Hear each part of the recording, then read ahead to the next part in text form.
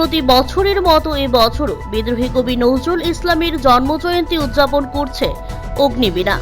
প্রতি বছর নজরুলের জন্মদিন 11ই জ্যৈষ্ঠ অনুষ্ঠিত হলেও এই বছর ওই দিনে আগরতলার কোথাও হল না পাওয়ায় 12ই জ্যৈষ্ঠ অর্থাৎ রবিবার এই অনুষ্ঠান হয়। এদিন সকালে রবীন্দ্র শতবার্ষিকী ভবনের বারান্দায় নজরুল জন্মজয়ন্তী ঘিরে এক মনোজ্ঞ সাংস্কৃতিক অনুষ্ঠান হয়। উপস্থিত ছিলেন রাজ্যের বিশিষ্ট শিল্পী ও সংস্কৃতি জগতের সঙ্গে যুক্ত নজরুল অনুরাগীরা। স্থানীয় শিল্পীরা নৃত্য, সঙ্গীত ও কবিতার মধ্যে দিয়ে বিদ্রোহী কবি নজরুলকে শ্রদ্ধা জানান। শিল্পীদের পরিবেশনা দর্শক শ্রোতাদের মুগ্ধ করে তোলে। প্রসঙ্গত গোটা রাজ্যেই বেশ ঘটা করে নানা অনুষ্ঠানের মধ্যে দিয়ে নজরুল ইসলামের 125তম জন্মজয়ন্তী পালন করা হয়েছে।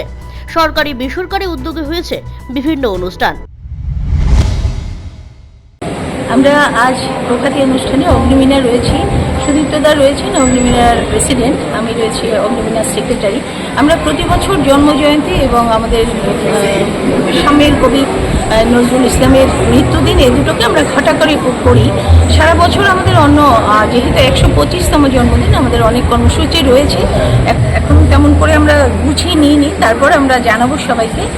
আর আমরা বলতে চাই যে আসলে সত্য সুন্দর, এই যে সত্য সুন্দরের কবি কাজী নজরুল ইসলাম, উনি আমাদের সব কিছুর কথা বলেছেন, বিদ্রোহের কথা বলেছেন, প্রেমের কথা বলেছেন।